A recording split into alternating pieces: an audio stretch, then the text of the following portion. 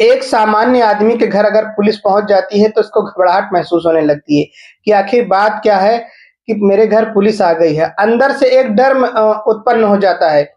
लोगों में बदनामी का भी डर रहता है कि आखिरकार मेरे घर पे पुलिस आई है तो लोगों में क्या चल रहा होगा, लोग क्या सोच रहे होंगे हमारे बारे में।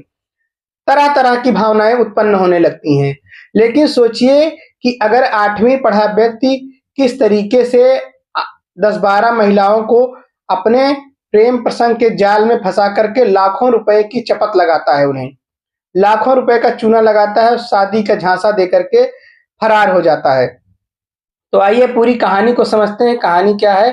तो एक राजन नाम का व्यक्ति जो 8वीं पढ़ा था, यहाँ पेठे का कारोबारी था, छोटी-मोटी दुकान थी इसकी, बहुत बड़ी नहीं थी। तो पेठा बेचता था। इसके जो पिताजी थे वो भी पेठा बेचते थे। पेठा जो कि मिठाइयों में सस्ती होती है, तो इसलिए इसकी सेल भी अधिक होती है। तो इसने सोचा क्यों नहीं हम अयोध्या चलकर अगर पेठा बेचें तो काफ़ी अच्छा होगा, क्योंकि जब से राम मंदिर बना है तब से यहाँ पे भीड़ ज़्यादा आ रही थी। तो इसलिए इसने निश्चय किया कि हम पेठा को अयोध्या में बेचेंगे।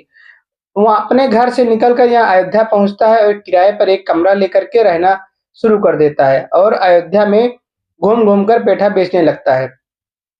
धीरे-धीरे कुछ दिन बीत जाते हैं और इन्हीं बीच में उसकी मुलाकात सुनील गुप्ता से होती है, जो कि एसओजी में इंस्पेक्टर होते हैं। इसके साथ इसकी दोस्ती होती है, धीरे-धीरे उठना-बैठना भी शुरू हो जाता है, हँसी-मज़ाक शुरू हो जाता है और आपस में काफ़ी घुल-मिल गए थे। सुनील गुप्ता एक दिन कहते हैं, "यार तुम यहाँ अकेले कमरे में रहते हो और मैं भी अकेला वहाँ अयोध्या पुलिस लाइन में रहता हूँ, तो ऐसा करते हैं कि तुम क्यों नहीं मेरे साथ ही रहो? मेरे साथ रहोगे तो अच्छा रहेगा, मैं तुम्हारी नौकरी भी लगवा दूँगा पुलिस में।" इतना बात सुन कर के वहाँ मन ही मन बहुत खुश होता है कि मैं 8वीं पढ़ा हूँ, मेरी पुलिस में नौकरी लग जाएगी, उसके मन में बड़े-बड़े बुलबुले उठने लगते हैं।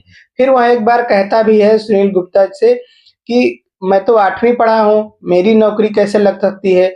वह कहता है कि आप चिंता मत करो, नौकरी लगवाने का काम मेरा है, सिर्फ़ तुम्हें 5 लाख रुपए देने होंगे, आपकी नौकरी लग जाएगी, आप चलो मेरे साथ रहो। जब आप मुझे 5 लाख दे दोगे उसी के अगले महीने आपकी नौकरी लग जाएगी। तब तक मेरे अंडर में मुखबिर का काम करना और जो भी होगा मैं आपको पैसा दूँगा। उसका पैसा मैं आपको अलग से देता रहूँगा और आप यहाँ सब छोड़ दो। वह कहता है ठीक है। राजन जो था सुनील गुप्ता के साथ अयोध्या पुलिस लाइन में रहने के लिए आ जाता है और यहाँ पर रहते-रहते वहाँ धीरे-धीरे इधर-उधर जो भी घटनाएँ होती हैं, सुनील गुप्ता को सूचित किया करता है। 1 महीना बीत जाने के बाद में 18,000 रुपए सुनील गुप्ता राजन को देता है। 18,000 पाकर वह काफ़ी खुश होता है और उसे लगने लगता है कि कुछ ही समय बाद हमारी नौकरी लग जाएगी। सुनील गुप्ता कहते हैं कि 5 लाख का व्यवस्था कर लो, फटाफट तुम्हारी नौकरी लग जाएगी।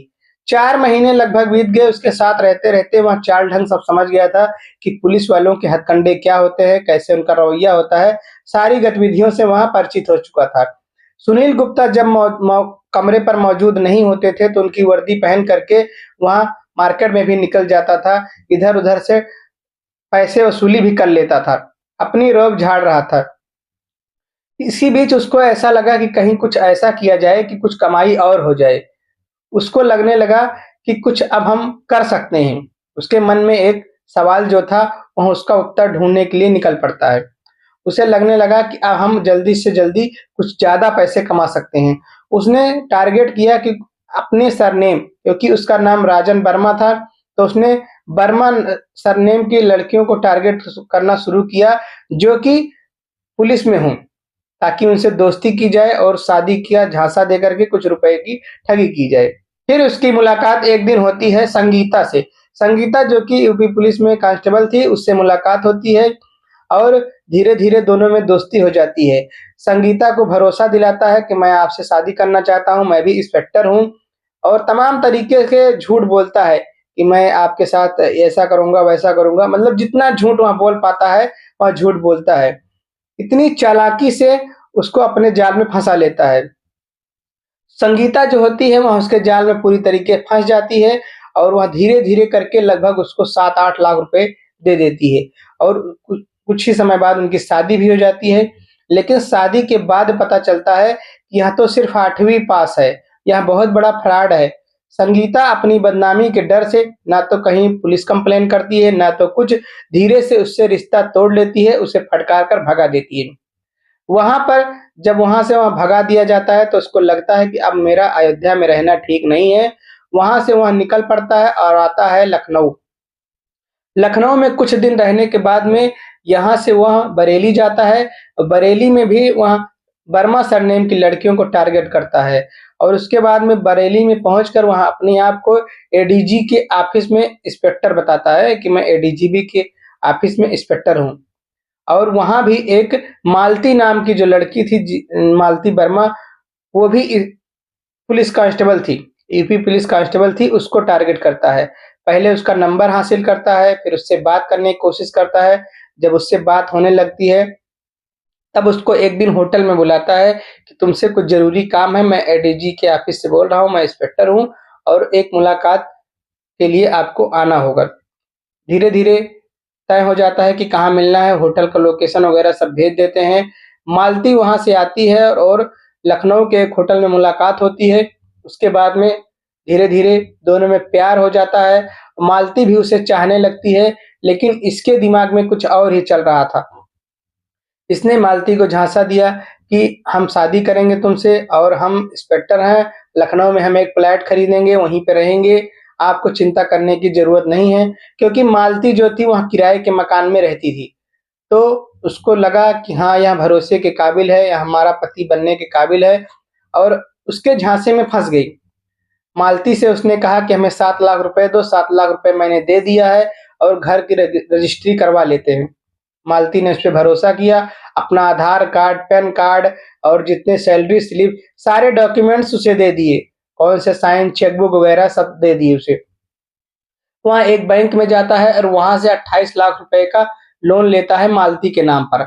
मालती के नाम पर लोन लेकर के वहाँ से वहाँ रफू-चक्कर हो जाता है और धीरे-धीरे वहाँ फ़ोन भी बंद कर देता है। इधर मालती परेशान क्योंकि उसका फ़ोन भी स्विच ऑफ आने लगा। जब उसका फ़ोन स्विच ऑफ आ रहा था तो मालती काफ़ी परेशान हो गई कि आखिरकार बात क्या है, उसका फ़ोन स्विच ऑफ क्यों आ रहा है। मालती को एक दिन कुछ पैसों की ज़रूरत पड़ी तो वहाँ बैंक पहुँची तो बैंक में पता चला कि अभी उसके खाते में 150 प्रति महीने के हिसाब से कुछ ही पैसे हैं, क्योंकि प्रति महीने 150 रुपए ही उसके अकाउंट में जमा हो रहे थे। यहाँ देखकर मालती घबरा जाती है, वहाँ सीधे मैनेजर के केबिन पहुँचती है।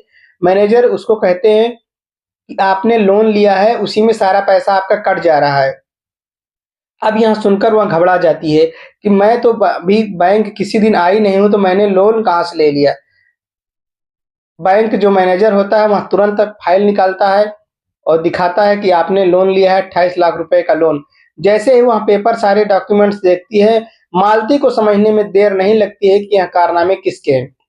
मालती तुरंत बरेली के एक कोतवाली में पहुंचती है और वहीं पे राजन नाम के जो व्यक्ति था, उसके खिलाफ एफआईआर दर्ज करवा देती है। एफआईआर दर्ज उधर मालती करवाती है और यह खबर मीडिया में फैल जाती है कि राजन नाम का एक व्यक्ति है, उसने जो है मालती के साथ ठगी की है। मालती इधर जो है पहुंचती है एडीजी ऑफिस लखनऊ में, यहाँ पता लगाने की कोशिश करती है कि कोई व्यक्ति ऐसा है जो राजन नाम का है, सब इंस्पेक्टर है या इंस्पेक्टर है। उसे पता लगता है कि राजन नाम का कोई व्यक्ति नहीं है और कुछ पुलिस वालों से पता चलता है कि राजन जो है वह 8वीं पास है और एक फ्रॉड पुलिस वालों बनकर इधर-उधर घूमता रहता है।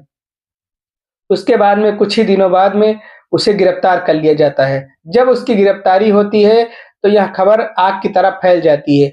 बाकी अन्य महिलाओं ने भी हिम्मत जुटाई और राजन के खिलाफ कंप्लेन कर दिया।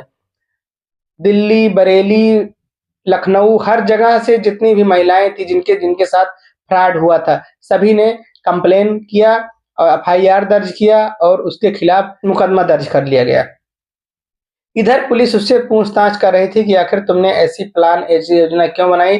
तो उसने सारी योजना बताई कि मैं राजन 8वीं पढ़ा हूँ, मेरे पिता का नाम है धीरेंद्र पाल, मैं उनका इकलौता बेटा हूँ, मेरा घर लखीमपुर है। सारी योजना बताता है कि मैं एक छोटा-मोटा व्यापारी था। उसके बाद में मैं वहाँ जब अयोध्या में पहुँचा तो मेरी मुलाकात सुनील गुप्ता जो इंस्पेक्टर हैं उनसे हुई। तो जब जब मैं उसके रूम पर रहता था, तब वहाँ से मेरे दिमाग में विचार आया कि ऐसा किया जाए तो कुछ रुपए हो गए। लगभग जब पुलिस ने उसके सारे ब्यौरे लिए तो लगभग 3 करोड़ रुपए की उसने ठगी की थी। उसके नाम 2 फ्लैट भी था, एक गाड़ी थी फोर व्हीलर, एक बुलेट था। पुलिस ने उससे रुपए के बारे में पूछा तो रुपया तो एक भी नहीं मिला। उसने कहा सब कुछ रुपए मिले। उसने कहा रुपए तो सब खर्च हो गए हैं। इसके बाद में पुलिस ने उसे जेल भेज दिया गया। और पुलिस सूत्रों के द्वारा बताया गया है कि अभी उसे वापस रिमांड पर लिया जा सकता है पूछताछ के लिए। तो किस तरीके से पुलिस में कार्यरत महिलाओं के साथ भी ठगी हो रही है। सोचिए एक नॉर्मल इंसान के साथ अगर ठगी हो जाती है तो एक हो जाता है कि चलो इनको इस बारे में जानकारी नहीं है। लेकिन पुलिस वाली महिलाएं जो पुलिस में 24 घंटे कार्यरत हैं, इधर-उधर की सारी गतिविधियों से अवगत हैं, उसके बावजूद भी उनके साथ ऐसा स्कैम हो जा रहा है। तो आप लोग भी सतर्क और सावधान रहिए क्योंकि घटना किसी के साथ भी हो सकती है। आँख मूंद कर किसी पर भरोसा करना खतरे से खाली नहीं है। चाहे वह बॉयफ्रेंड हो, गर्लफ्रेंड हो, कोई भी हो। इस तरीके की घटना आपके साथ ना हो इसलिए सतर्क और सावधान रहें। आप लोगों को हमारी यह कहानी कैसी लगी हमें कमेंट में ज़रूर बताएँ। अगर आप चैनल पर नए हैं, चैनल को लाइक करिए, शेयर करिए और सब्सक्राइब कर दीजिए। धन्यवाद।